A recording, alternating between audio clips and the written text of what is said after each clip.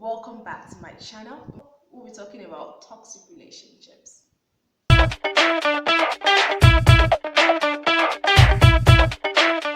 First things first, let us define toxic relationship and a healthy relationship. Now, a healthy relationship is a safe relationship where you can be you, okay? Where you are free to be you.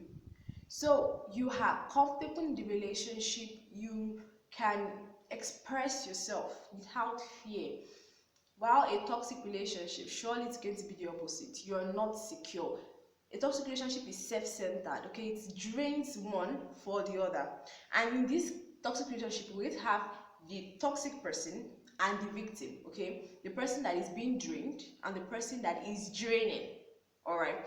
So for toxic relationships, these people that are toxic in the relationship might not know that they are toxic, okay?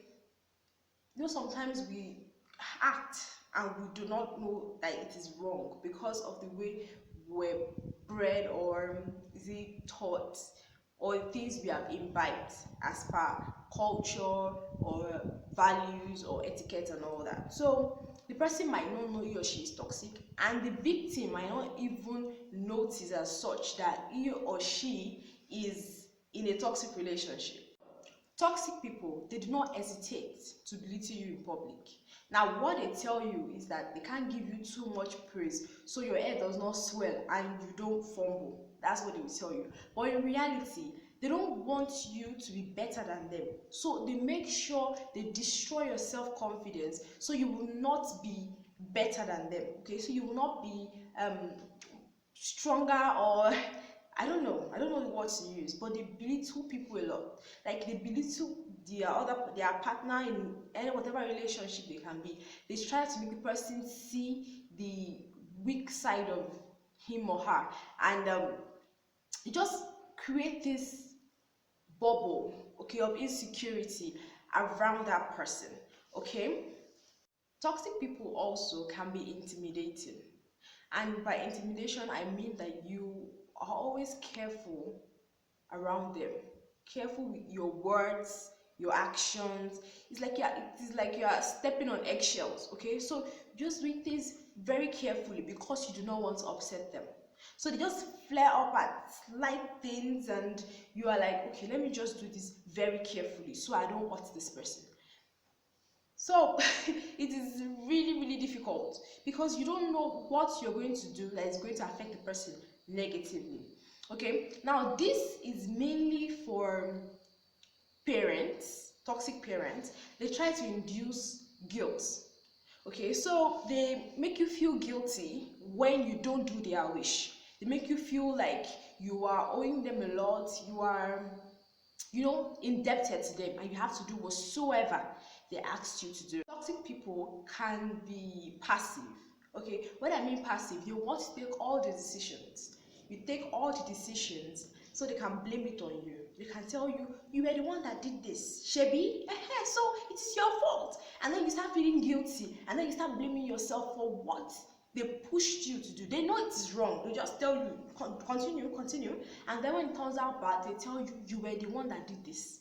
And then you are surprised and you are shocked, and you just like, okay, I'm sorry. Then there's this possessiveness. Sorry, there's this possessiveness about toxic people. They try to possess you. Okay, so they feel like you are their property, you are their thing to own. So some of them literally stalk their partner, like they stalk them, they monitor their calls, monitor everything about their lives, and they make it really difficult for the person. And there are other traits, there are other toxic traits that we'll talk about because I don't want this video to be very long. But the thing is, toxic people have very bad characters. They have their good sides, so you have to identify the toxic person. And the thing is, it is not very easy to live a toxic relationship. I'll tell you. Toxic relationships, they are very weird. They are very weird. It's something you want to stay in, at the same time you need to get out of. Imagine parents children relationship. It is not something you can get out of easily. But if it is toxic, you need to find a way out of it. Thing to make a decision. It is another thing to stand by and implement your decision. It's not going to be easy to opt out of a toxic relationship, but the first thing you need from a toxic person is space. Once you have space, once you can get a way to find space, avoid unnecessary discussions, avoid unnecessary contacts. Once you can have that space, then you can think on how to completely cut them off. It is not going to be easy. I know it sounds like it's just something someone can just do and just get out of immediately. It is not easy at all. But we need to know that this ruins your mental health, because at some point you have low self-esteem, low self-confidence, you are, in fact, you are nothing at that point, because they have drained you of everything, and you are always seeking their approval. You are always running back to them because you need assurance of who you are, which is wrong. You should know who you are. So you need to get out of relationship. If it is a parent-child relationship, I would say that the child should stay. Avoid unnecessary contacts, avoid unnecessary discussions, avoid things that will make them talk to you more than usual. Then when you are old enough to leave, because many people in toxic relationship ended up committing suicide, ended up doing terrible things to themselves, all because of toxicity. So please let us try as much as possible. I know this is not a very good, I don't have a solution, so to say. That I feel like no one can give you like a solution to it. So you can just like pray and at the same time create that space, distance. Once you create distance, it becomes very easy for you to sever the relationship.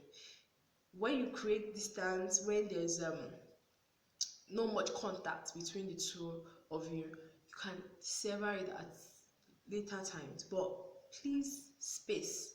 That is one thing I would advise you to do. So take care of yourself. Have a nice I